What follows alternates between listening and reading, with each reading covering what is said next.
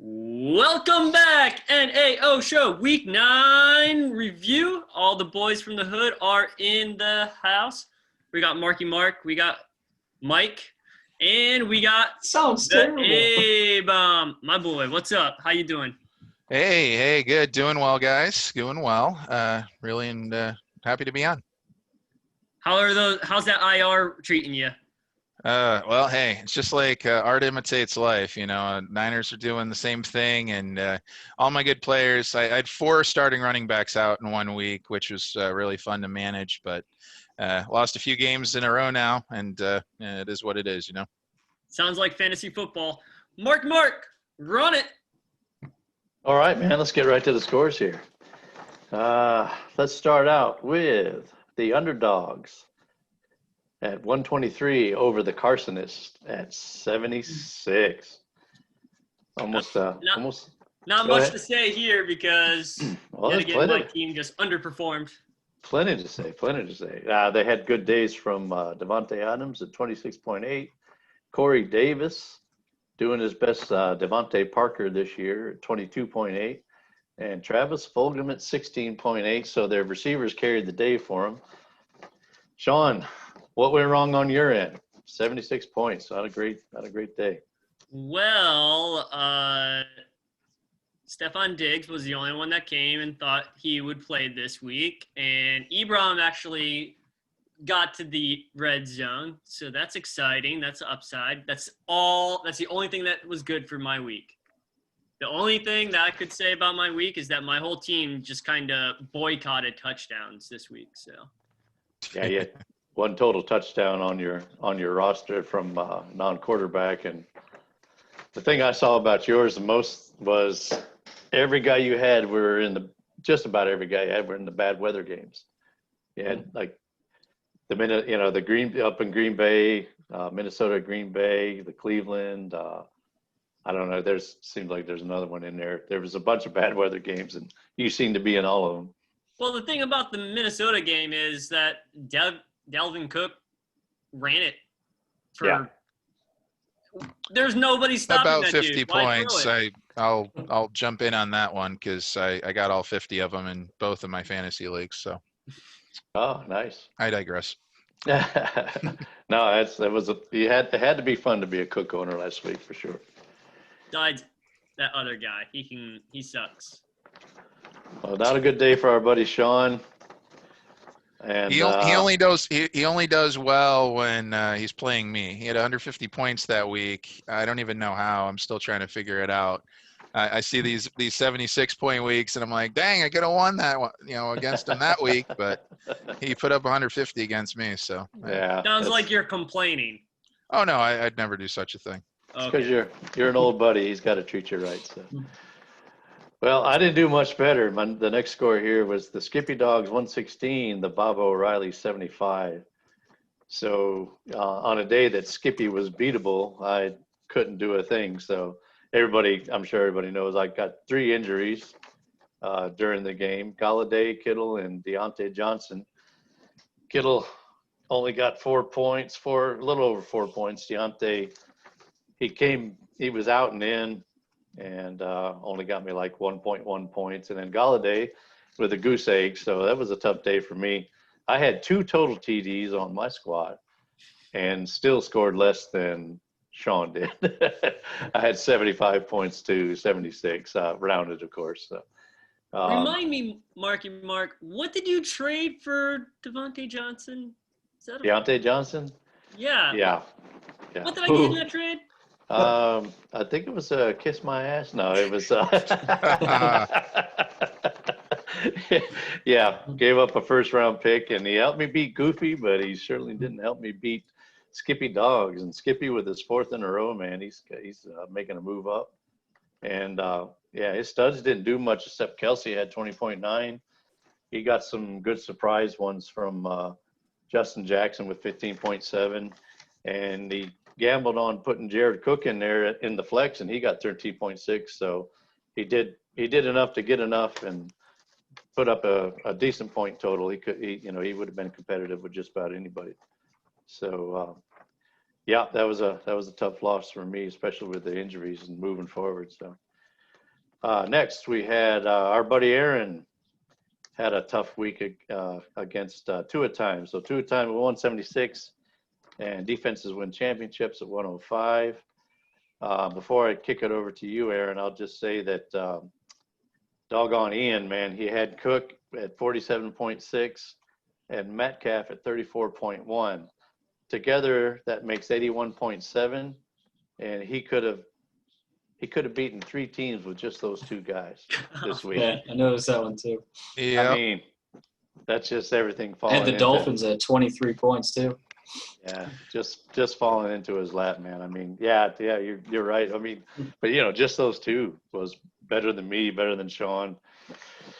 I don't want to talk about it. Aaron, tell us about your matchup there. So there's a couple things that stood out to me with this. One it goes back to the draft, and I really wanted to find a way to get Metcalf, and of course Steele picked him up, and I was a little disappointed because I was higher on him than most, and he's obviously a phenomenal player. So I'm excited to see him score so well. It's unfortunate it was against my NFL team, and just kind of went off on that. Not much I could do about Dalvin Cook. Justin Jefferson did the same thing against me when I played Sean, where he had 30 or 40 points. It seems like they isolate a player and run it up, run up the fantasy points with him. I just happen to get lucky and play him the week that they happen to do that. I will say Steele has really done a great job of picking up handcuffs. Obviously I'm working through the Chubb injury. He has Kareem Hunt, who he got 8 points out of this week. He also has Mike Davis. He got another 8 points out of him. So I think that's one thing that's helped Steele stay consistently high with points is he's done a better job certainly than I have, and probably better than most of picking up handcuffs and mitigating some of those issues. First of all, I forgot to tell you before we started the show, we do not give that guy that much credit. All right, continue. Hey, he's a Floridian, so it is what it is. But so we will hold that against him also. Thank you for making my point.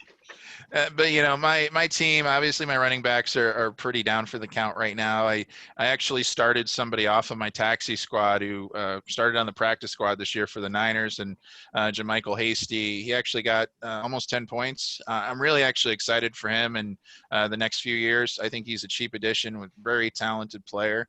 Yep. Josh Allen is hit or miss. He's either 35 points or 12. There's really not much in between for him.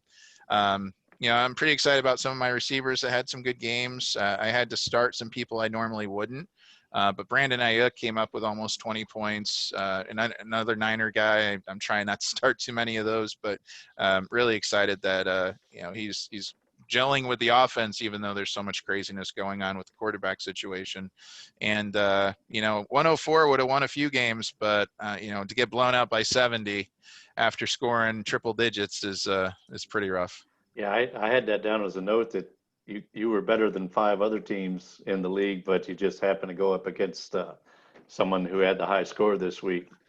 So, that was tough luck for you, especially with all the injuries. For you to piece something together and get that many points was pretty good, man. So I hated it for you that you had to take the L on that one. Yeah, well, if we get participation trophies in fantasy, it'll be awesome. But well, Evan's pushing for that, isn't he? Was it Evan, Brandon? Somebody was pushing for it this week. Who's the owner of that team now? I keep forgetting. I don't know. So let's move on here. We had Goofy Jace getting back in the win column this week, 143 to 89 over the real Slim Brady. So. I was talking to Goofy this week, and he was saying his buys are done, and he's got his top guys back, and he was real happy about that. He had a good scoring total this week, and looking over at the real Slim Brady side, another lack of TDs. He had one for position players besides quarterbacks, and he also had the Rojo fumble. So Rojo had been doing pretty good for him, and then he has a fumble, and it's Uncle Lenny time, So I was going to ask you guys what you thought about the Rojo fumble guy. I saw the play, and the pass was really low, and he went down to his knees. Mm-hmm. Did a good job of catching the ball, and by the time he got back up to his feet, the guy was coming behind him and punching it out. I really didn't think it was so much on Rojo. I thought he did a good job getting the ball. He just if the ball had been up higher, he could have caught it and turned and probably secured it better. What do you guys think about that play, if anybody saw it? Well, Sean and I were talking because Sean was complaining about it a little bit, but Sean mentioned Tom Brady was kind of throwing all over the place. He's throwing high a lot, kind of missing some guys, but he missed low on that one, it seemed like. All game, his accuracy for the low to mid-range shots were really off. They're either super high or really low. That wasn't the only catch that Rojo had to make from his knees. So I don't know. Maybe that's where he does his best work, but who knows? Wow. Nice. Well, and here's what I'd say about that. I mean, as you get, and I know Tom Brady is immortal, but he is a 3-year-old quarterback at this point.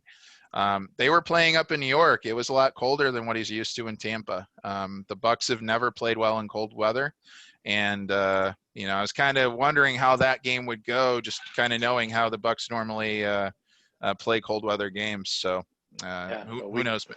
A week removed from that Green Bay game, they didn't look as dominating on defense, and it was a little more shaky. So I kind of felt the W though. Yeah, right. I just felt bad for Rojo, man, because I really don't put that on him so much. That's a tough play to have to try to make. But Dylan's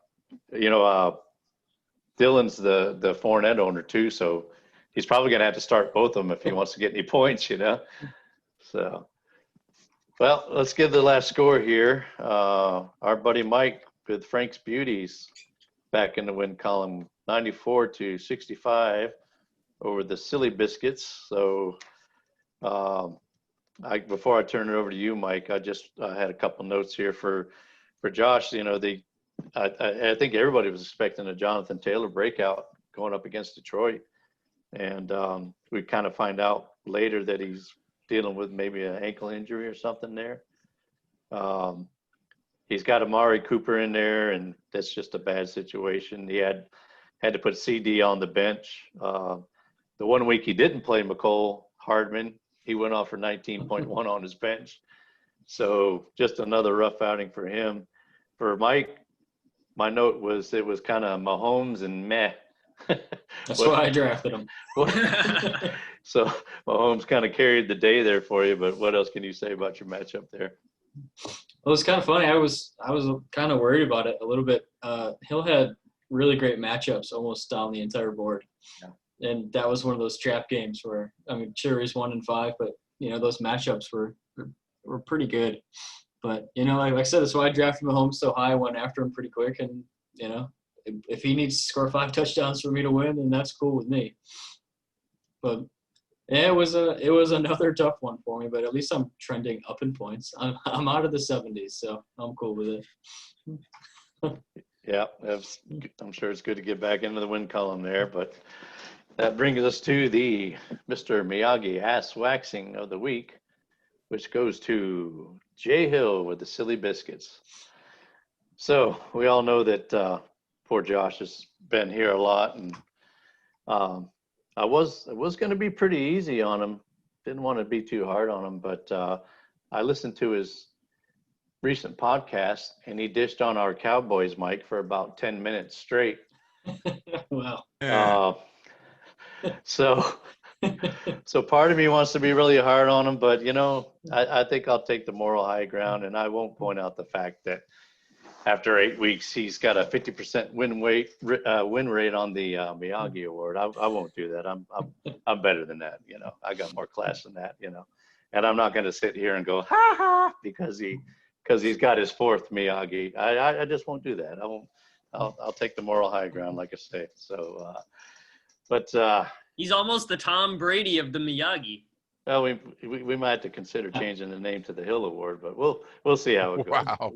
We still got a ways to go, and Miyagi's kind of catchy, and the whole wax thing, and we'll see how it goes there. But, it's still up in the air. Yeah, if he continues to dominate, we may have to consider that. But give credit where credit's due. That's right. What we That's like right. to do on the NAO show.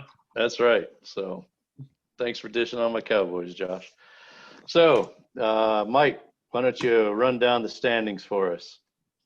Well, the important thing, and probably what everybody was waiting for, is I'm still in the playoffs. So Playoffs. Playoffs. Actually, we're almost identical to last week. I mean, there was not much going on in terms of the standings. It's almost the same. I think I fell a little bit. Yeah. I think I'm leading the league in points against. So that's. I was you know, going to point that out. You were talking about your IR quite a bit, but that points against. So not only do you have everybody on IR, you're also getting dunked on every week, and it's tough. That is not fun to see. But Well, I think for some reason I bring out the best in the opposing teams. They always seem to bring their A game. So yeah, yeah, because it like I is. said, you and I have almost identical points for it. Yeah, no, yeah, we're about a point different. You're in fourth, I'm in eighth. It's all about the weekly matchups, and Mhm. for me, it's frustrating because I've had some weeks with a lot of good points on my bench, and just made the wrong call on. I've won the worst manager award a couple times for, picking the wrong matchup and situation. Now it's easy because half my team is injured, so I just play the ones that aren't. But it is what it is. Last man standing scenario here. Yeah, what I saw was that, I mentioned before that Skippy had his fourth in a row, so Mhm. he's kind of making a charge up the standings. I was keeping an eye on the points for that actually, because that's where a lot of us are going to come down to in the end. Yeah, he's had a good run, and I wish I could have had my A game, and he was beatable this week, but he still got the W, four wins in a row, and charging up the standings there from 1-3 to where is he now? 5-3? Is he 4-4? 5-3. 5-3 now? Yeah. Yeah. So yeah, 4 in a row, man. That's pretty awesome for Skippy.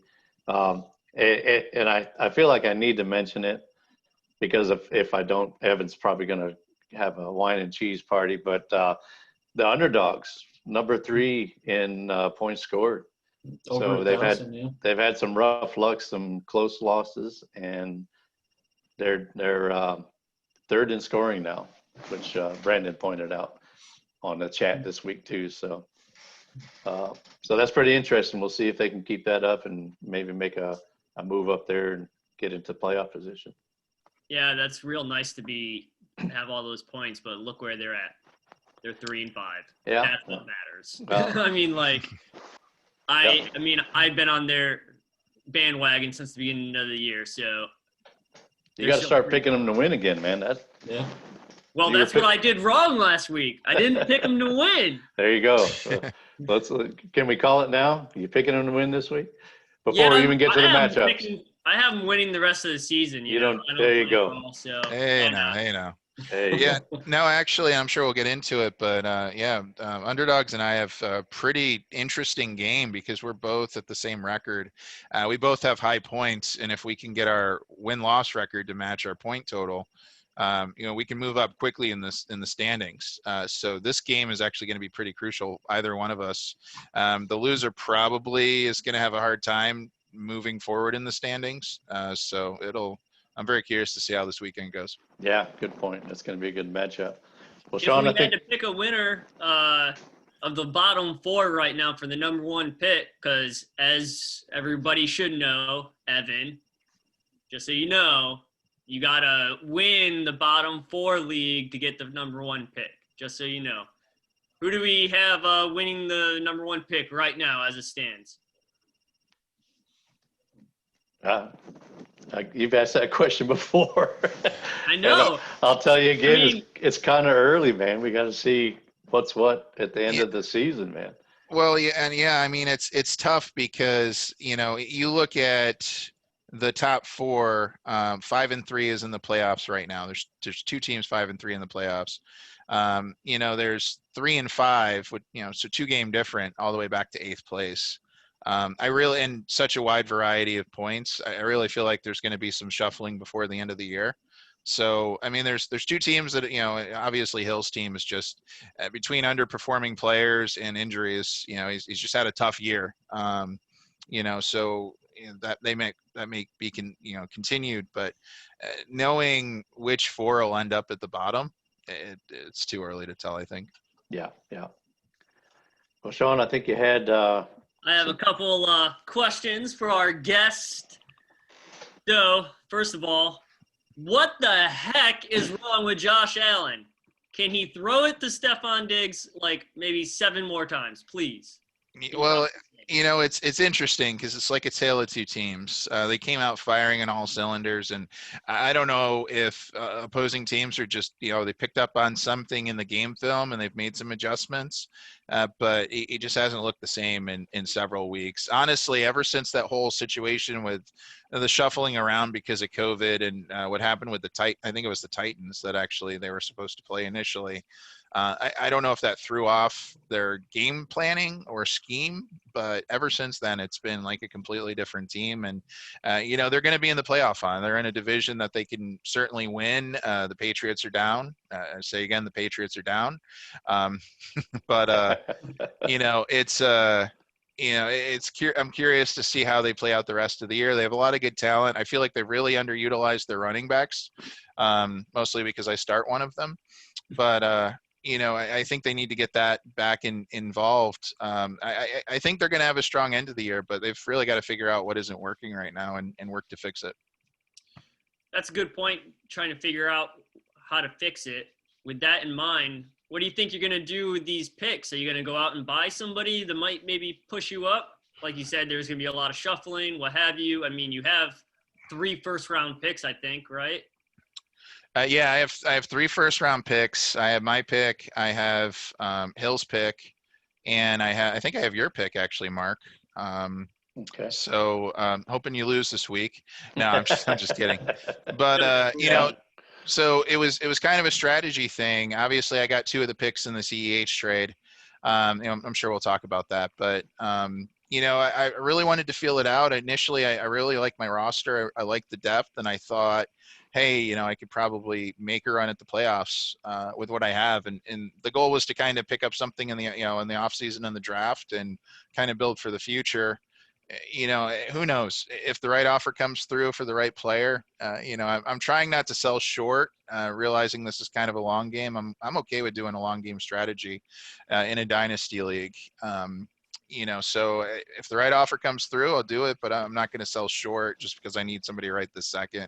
I just kind of ride the wave and see where it goes. Well, you heard it here first on the NAO Show. Send all offers, either dumb or good, towards Run It Back 2020. He's trying to move those first-round picks. I've got some defenses on the board too. All right, let's go into next week's trade talks. Trade talks. Let's go. Oh yeah. Okay. So there's not a whole lot here. Just a small trade between me and Sean here, where I gave him the Gus bus, and he gave me the Underdogs 3rd rounder. For my part, before I knew I might have guys going on IR, I was looking at having to bring McCaffrey back up off IR and having to make a roster spot. So I just thought maybe I'd see if I could get, instead of just dropping a player, see if I can get a trade and get a little something out of it. So I asked Sean, and he was interested for that Underdogs 3rd rounder. So I think it worked out well for both of us. Sean, what do you think? Well, for me, it was totally a depth move. I mean, before the move, I had my handcuff and Devontae Booker. I have Matt Breida. I had Jalen Samuels. If you hadn't heard, Jalen Samuels hasn't done anything all year, so he's been real good. And Frank Gore, he was holding up all of my bench, all of my depth was in the man that can beat time more than Tom Brady, Frank Gore. So I thought moving one of my 3 third-round picks for a guy that looked very good against the Pittsburgh Steelers in a 1A, 1B kind of move with J.K. Dobbins. Hey, Goofy, holler at your boy. Still looking for J.K. Dobbins. But, yeah, I think it was a good move. I think it'll help me later. He's a guy that I can plug in. Without looking at it, I think he was my high scorer this week, man. He even outscored Derek Carr. But well, that's not hard. That was a bad weather game, so I'm going to chalk it up to that. It was a win game. So, but yeah, I think he was my high scorer. So yeah, he should be a good flex option for you. And with running backs at a premium right now, so not a bad one for you. Only other thing I had to mention about trades was we saw a couple of big names go up on the block this week with Jonathan Taylor and C.D. Lamb, who were the number 1 and the number 4 pick in our rookie draft. So Josh is looks like he's trying to make a few moves and deepen up that roster with the 2, probably the highest upside rookies he's got on his roster right now. So they're out there, guys. Go get them. Mike, why do you think he put those guys out there? What's your hot take? I'm still trying to kind of figure it out. We talked about it a little bit earlier today, trying to see what may have happened with that one. Obviously, it's my first dynasty year, so still trying to figure that one out. To be honest, really. I think when he puts it up there, everybody's like, "Oh, look, JT and C.D. Lamb, they're going to be great players," and I think he knows they're going to be great players. I think he's trying to get guys that he can play right now. Obviously, he needs to do something, and we all know the woes of the silly spicy biscuits. But I mean, when you're down, you got to do some bold moves, and you got to respect him for throwing them out there, seeing what catches. Sean, you asked about who you thought would take the number 1 pick, and maybe he's also looking at, let me shore up my roster so I can make a good run for that number 1 pick. So he's if I'm looking at his roster, I'm thinking, maybe the season's lost, but if I can shore it up now, I can make a run for that number 1 pick in the consolation ladder.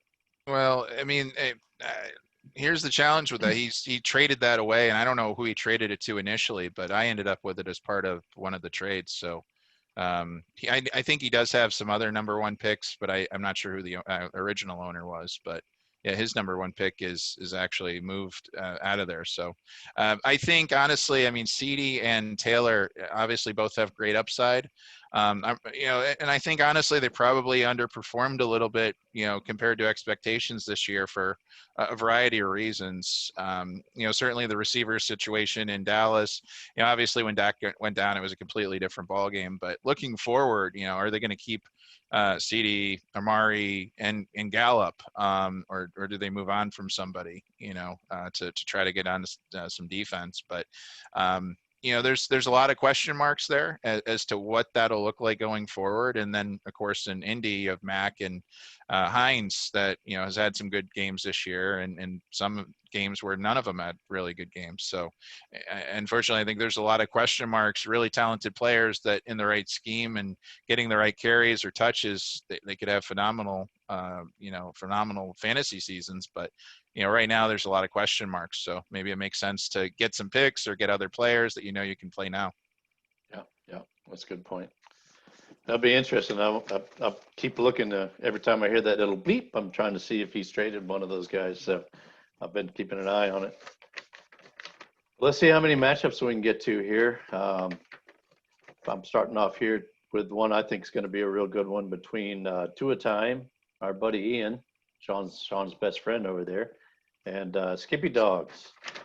So it's projected to be a pretty close matchup right now. And we talked about Skippy with the 4 straight wins. Can he make it 5? Any thoughts on that one, Mike? This is one from my own point in where I am in the league. I want Ian to win pretty handily, actually. And I'm going to go out on a hot take and say that I disagree with you, and I hope Lamar Jackson goes absolutely bonkers for the first time this year, and he actually gets his ADP. Ooh, he's going against that Indy defense, and I slapped that Indy defense in pretty quick, because if Lamar Jackson's going to be throwing the ball around like he is, I want those picks. It sounds like Sean will take Ian losing over him having a chance to move up in the standings. Always. Always. The hate is real, guys. The hate is real. Well, and here's how I look at it from my perspective. Steele and Goofy are, they're obviously well above everybody else with points. The selfish part of me kind of wants kind of wants him to lose. Kind of wants Skippy to lose because that'll kind of keep the middle ground a little closer, give more people opportunities to get in the playoffs. But nothing personal. Yeah. Now, it's going to be an interesting one. I'm looking forward to that one. And Ian's had some big scores. He's also had just a little over 100, so we'll have to see what happens this week. All right, next up, I've got the underdogs against defenses wins championships. We talked about how the underdogs have the third highest total. And Aaron, you've had a lot of injuries and kind of patching together something. So what can you tell us about your matchup this week? Yeah, I mean, I do have a couple good matchups. I still am making a couple decisions on who to start. I noticed, and I don't know if it's going to end up this way, but I noticed it looks like he has Antonio Brown in his lineup currently. So I don't know. Like I said, I don't know if it'll end up that way, but that would be interesting to see. Yeah. Realistically, I think it'll be a close game. I'm not sure what to do because I have a couple Niners players, and they're supposed to be playing Thursday night. It came out today that there was some COVID issues. I do like the Bills matchup this week against Seattle. I think that'll be a high-scoring game, which hopefully will run up the score a little bit. Tyreek Hill came off a great game last week. I hope he kind of continues that. I really think it'll be close. He has James Robinson, who is going against Houston. I think he's probably going to have a big game. He has Devontae Adams going against the Niners. We look at what Metcalf did last week. Yeah. So I'm, if they, I'm just hoping we can. Honestly, hoping I can keep it close. And like I said, we're both 3-5. So whoever wins is definitely going to make a big impact on where we finish in the final rankings. Yeah, I'm looking forward to that one for sure, man. All right, next we got our buddy Sean going up against the top dog, Goofy Jace. Goofy Jace has a little trouble with running back there with the COVID stuff like you talked about with Green Bay because Jamal Williams is out and it doesn't look like Aaron Jones will be back. Interestingly, and AJ Dillon is out, and interestingly enough, he also has Dexter Williams, so he's got the whole Green Bay running back core. But I don't know if that's going to be enough to replace what he's been getting out of Jamal Williams, Aaron Jones. So what do you think about that one, Sean? What can you tell us Well, here? I think first and foremost, I'm going to need help from Goofy to win this game. I think he's going to need to underperform, and my team actually needs to do what they're expected to do. I got a lot of really good matchups. The only guy I'm kind of iffy on is Darius Slayton going up against Washington. Is he going to get the number one cornerback? Is he going to get the number two CB? Who knows? If Chris Carson is there, he's starting, obviously. So I'm going to need some help, but I'm going to need my guys to do what they are expected to do. Yeah, Goofy's got Ridley's a little banged up too, so that'll be interesting to see what his practice says this week, how he does with participation in practice. So maybe got a couple guys there that are questionable for him. See what you can do there, maybe. Got to get lucky with him. Yeah, he's been getting some good point totals. He had a couple of losses, but he still scored pretty well. I don't think I think 118 maybe is his lowest point total so far. So he's definitely been killing it. All right, next up we got our buddy Mike with Frank's Beauties against the Real Slim Brady. This one's projected to be real close from what I checked this afternoon. What do you think your chances are there, Mike? I don't know. I'm still making some roster moves here myself. I've been doing that a lot today. Just putting guys in, and then I hate it and go back 20 minutes later and do it again. And I have two Denver Broncos in. They're both running backs. So that doesn't feel particularly great. But like, Aaron was talking about that matchup with Seattle is kind of tempting me to bring some guys off my taxi squad with Zach Moss, maybe vulture some more touchdowns. Because I'm looking pretty weak there at running back. And I don't know if you saw this, Mark, but Zeke popped up with a hammy injury today. Oh, I did not see that. Wow. And does that mean he hurt his hammy or he does not want to play against the Pittsburgh Steelers? I don't know yet, but it's probably that he does not want to play against the Pittsburgh Steelers. So I don't know. I got a lot of moves to make still. First and foremost, Michael Thomas needs to get off his butt and play football this season, not keep collecting that darn paycheck. I put him in immediately Wednesday morning. So. Yeah, Zeke, that's interesting. Yeah, he probably with the contract doesn't want to get a big injury against those guys. Yeah, they said it was during last week's game, but Mhm. I didn't hear it get mentioned until today, actually. Yeah, I gave Josh a hard time for dishing on the Cowboys, but I kind of can't blame him, man. It's been a mess for sure. But all right, well, the last matchup we got is my matchup with the Silly Biscuits, the Baba O'Reillys, going up against the Silly Biscuits. Not much to say here except that I know Josh would love to knock me down the standings some, and we compete against each other in another dynasty league, and he and I have been. He actually beat me. We had the first game in the other league, and he beat me down pretty good in that one and started me on a downward spiral. I've kind of clawed my way back up to third place in that one. So we compete a lot, but we also have a lot of respect for each other, and we talk a lot about players and different things. So yeah, he's down. I'd like to get his best, and I know he's going to do everything he can to set the best lineup there. So. I'm just hoping to keep pace and stay in the playoff hunt. Well, that's our show for the NAO Show Week 9 review. If you haven't heard, Abam is out. He's shopping those first-round picks, so send all your crappy trades towards him. Oh, he's going to send Ayuk to me for a first-round pick. No problem. I will take it. One thing. Steel, you suck.